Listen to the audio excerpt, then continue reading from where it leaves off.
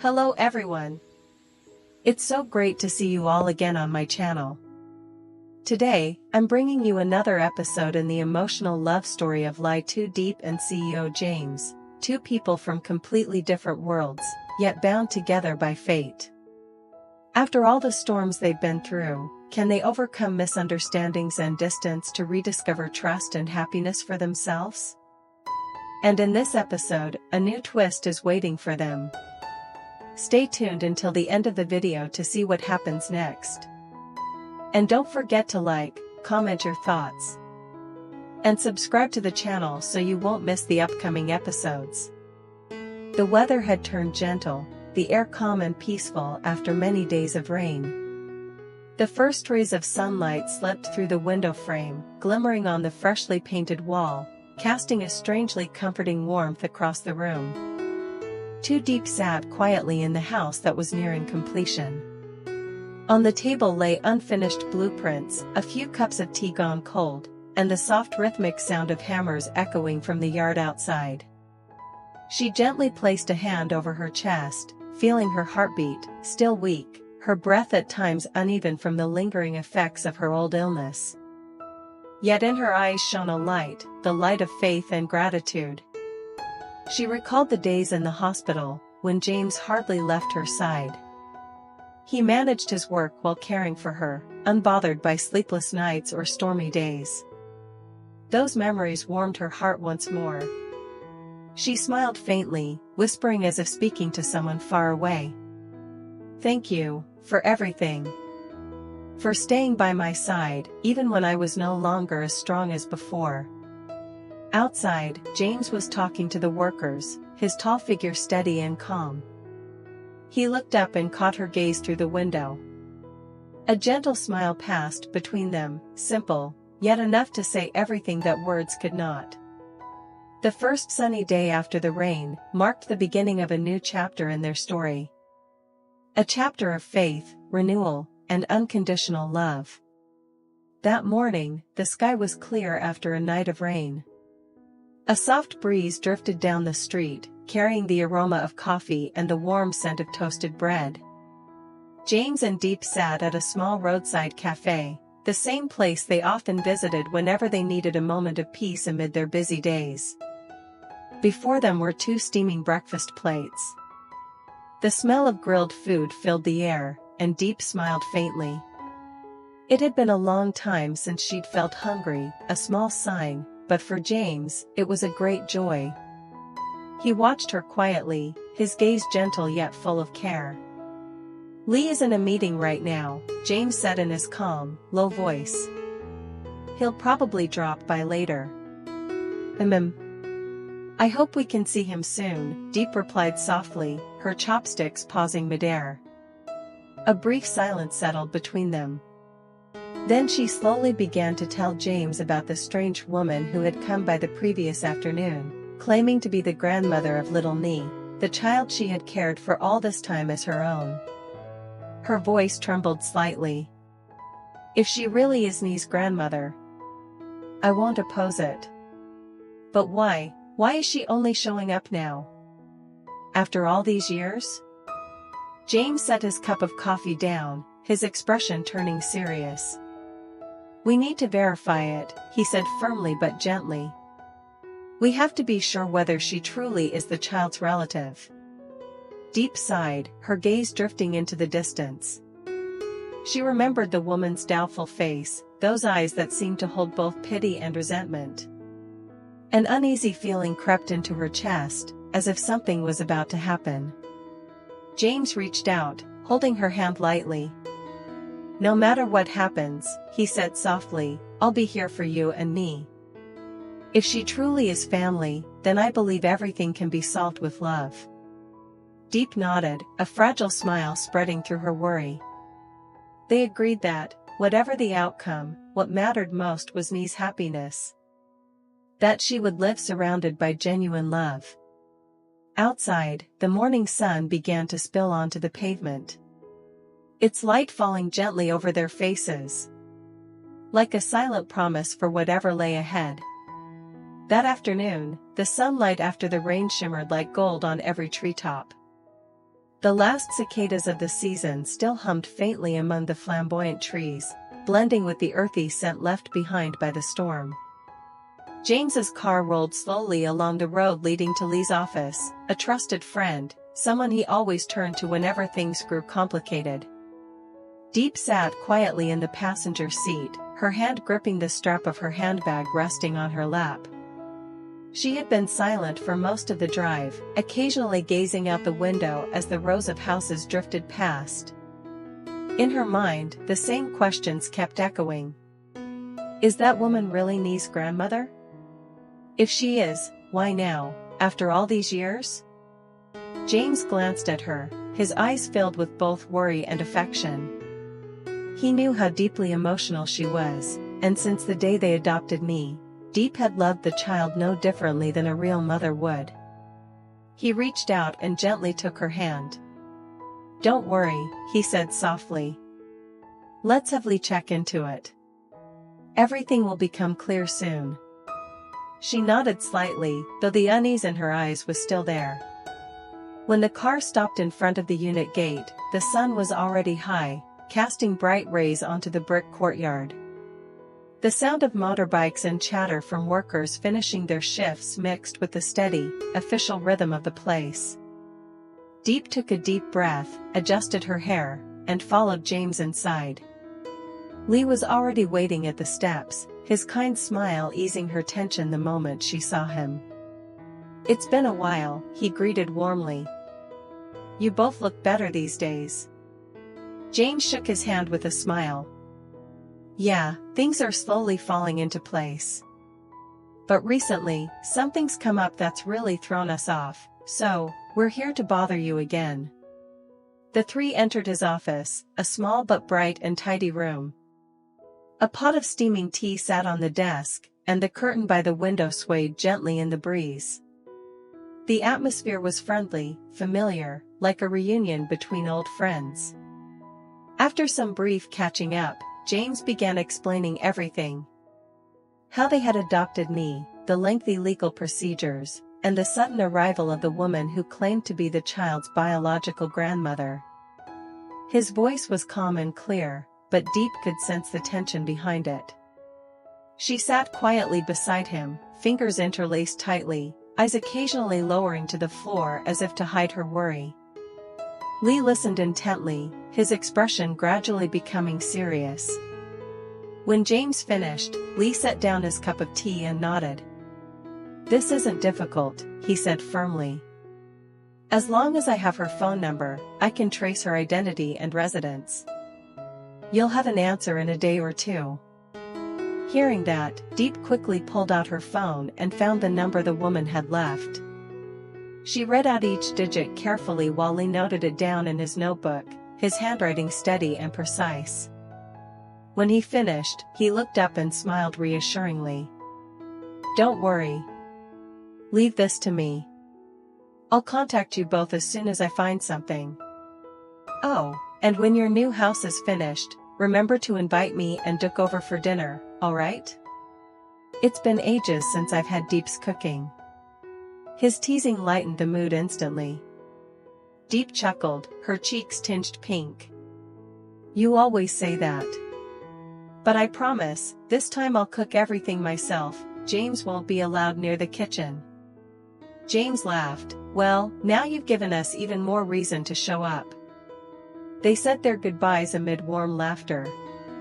On the way home, the sunlight had softened, spreading a gentle golden hue across the tree-shadowed road.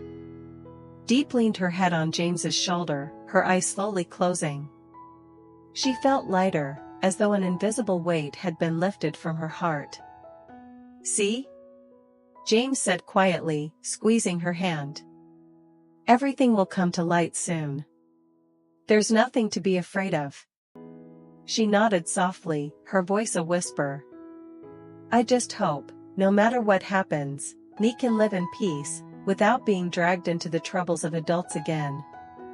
The late afternoon breeze flowed in through the car window, carrying the faint scent of milk flowers. In the distance, white clouds drifted lazily across the clear blue sky. A fleeting sign of calm, perhaps, before another storm begins to form. By late afternoon, the sunlight softened over the hills, spreading a golden glow across the lush green trees surrounding the farm that James and Diep had spent months building together. The dirt road leading to their new house was finally dry after days of rain. The distant chirping of birds echoed through the air, mingling with the scent of fresh grass and damp earth, wrapping the whole place in a rare, tranquil peace. James parked the car under the porch and turned to her, his voice gentle. "Come on, let's go see what we've built." Diep stepped out, the cool breeze brushing through her hair. The house before her was nearly complete, soft beige walls, new wooden window frames gleaming in the sun, and a red-tiled roof standing out against the clear blue sky. Beside it, the small animal shed and vegetable garden were already set up. Only a few details remained: installing the last window, setting up the tea table, arranging the kitchen. She took a deep breath, feeling the freshness of the wind mixed with the scent of new wood. It had been a long time since she felt this kind of peace. This place, it wasn't just a house, but the beginning of a new life, a new chapter she once thought she'd never have after years of storms and struggle. James stood beside her, glancing around with a soft smile. If little Nee were here, she'd be thrilled. She'd run all over this garden and never stay still. Diep smiled faintly, her eyes warm but tinged with melancholy. "I think so too. It's just, sometimes I'm afraid I'll never be able to give back everything you've done for me." James was silent for a moment, then turned to her. The sunset reflected in his eyes, deepening the sincerity in his voice. "I didn't help you to get something in return. If I expected anything back, then it wouldn't be called help anymore. What I want most is for you to be happy, to live confidently, without bowing to the past." His words left her speechless. Warmth spread through her chest, melting away the lingering scars within her. She looked at him, a small smile blooming, and this time, there was light in her eyes. They sat together on the porch steps. In the distance, the sun dipped behind the hills, leaving streaks of pink and orange across the sky. The sounds of cicadas, wind, and birds intertwined into a gentle countryside melody. After a while, Diep spoke softly, as if sharing a secret. "I think I don't want to just drift through life like before anymore. I want to try something new. It might be hard, I might fail, but I want to start again, in my own way." James turned to her, his eyes bright with quiet joy. "Then do it. Start with what you know best, agriculture. I'll invest, and you'll run the business. We'll build a company that buys and distributes clean fruit, helping farmers find stable markets. We'll help others, and in doing so, help ourselves." Diep was taken aback, her voice trembling slightly. "You really think I can do that?" James smiled. "No one knows the future. But I believe in you. And if you fail," he paused, meeting her gaze, "then we learn. No one ever succeeds without falling first." The evening breeze carried the scent of grapefruit blossoms from the back garden. Diep looked up at the sky, where the first stars had begun to appear. A new idea, a small dream, had just been planted. Along with it came faith, hope, and the beginning of a new journey. A journey called Rebuilding with Love. Late in the afternoon, a thin mist hung over the sky, and the last traces of sunset lingered on the tops of the areca palms by the school gate. Diep stood waiting, holding a small fabric bag in her hand. The school bell rang, and a lively wave of children burst out through the gate, chattering like a flock of little birds. Little Nee ran toward her, eyes sparkling, voice full of excitement. "Auntie Diep, my teacher praised me today. I drew the biggest tree in class." Diep bent down, gently patting the girl's head with a warm smile. "Really? Then later, you'll have to show me that masterpiece. Yes. Nee chirped, gripping Diep's hand as they walked side by side, her tiny backpack swaying with every step. On their way home, they stopped by the evening market. The air was filled with the smell of grilled fish, fresh herbs, and warm fried cakes, creating a lively, familiar buzz. Diep bought some vegetables, a bit of meat, and a few small fish. Nee, meanwhile, was mesmerized by a tub of goldfish, asking every so often, "Auntie, can we keep some of these?" Diep laughed. "Only if you promise to feed them every day." By the time they reached home, dusk had settled. The golden light from the living room spilled softly through the glass windows, filling the space with a cozy warmth. In the kitchen, Mrs. Huyn, James's mother, was busy seasoning a pot of soup. The sound of sizzling vegetables and bubbling rice blended with cheerful laughter. "Grandma, I want some soup," Nee called out, climbing onto a chair. Mrs. Huyn smiled, ladling soup into a bowl. "All right, but you have to finish it all, no leftovers." "I promise." Nee giggled, covering her mouth with her tiny hands. Just then, James emerged from the hallway, freshly showered, his hair still damp. The faint scent of soap mixed with the aroma of cooked rice made the whole house feel even warmer. Leaning against the doorframe, he smiled. "Dinner smells amazing." "Who's the chef tonight?" "Miss Diep." Nee answered proudly, eyes shining as if she'd just announced a great victory. James chuckled and walked over to the table. "Then this must be the best meal of the week." Diep blushed slightly.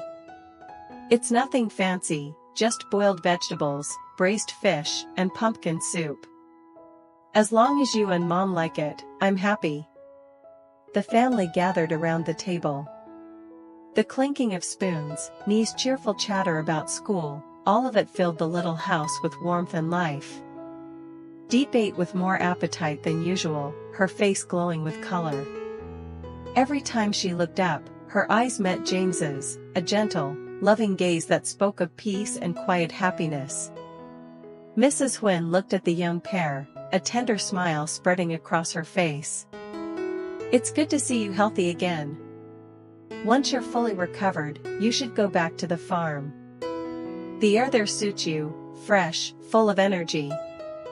Working close to nature will keep you strong and happy." Diep nodded, her eyes soft with emotion. "Yes, I was thinking of going back in a few days. When I'm there, I feel alive again." Mrs. Huyn smiled approvingly. "That's right. When a person has joy and purpose, no illness can linger long." James listened quietly, then turned toward Diep. Their eyes met, no words were needed. Just one shared look was enough to understand everything in each other's hearts. In those calm, ordinary days, they were truly living, slowly, simply, but full of warmth. Outside, the night breeze passed through the garden, rustling the leaves while crickets sang softly in the dark. The yellow light from the porch spilled across the brick courtyard, outlining three figures, a small family, still incomplete, yet overflowing with love. And in Diep's heart, there was peace. For the first time in years, she felt she was exactly where she belonged, with the right people, at the right moment. Though dinner ended in laughter, a quiet unease still lingered in Diep's heart. When everyone had gone to their rooms, the kitchen light cast a small, warm glow across the table. She sat there in silence, her fingers gently tracing the rim of a bowl that still held a trace of heat. That woman, was she truly Nee's grandmother? And if she was, why appear now, just when everything was finally settling down, when Nee had found a real home, filled with laughter and peace? Diep lifted her gaze, looking around the small, cozy house. The night wind slipped through the cracks of the door, stirring the curtains softly. In the corner of the room, little Nee was fast asleep, her face as pure as an angel's. Her tiny hand still clutched a corner of Diep's shirt, as if afraid she might disappear. Diep smiled faintly, leaning down to place a gentle kiss on the girl's forehead.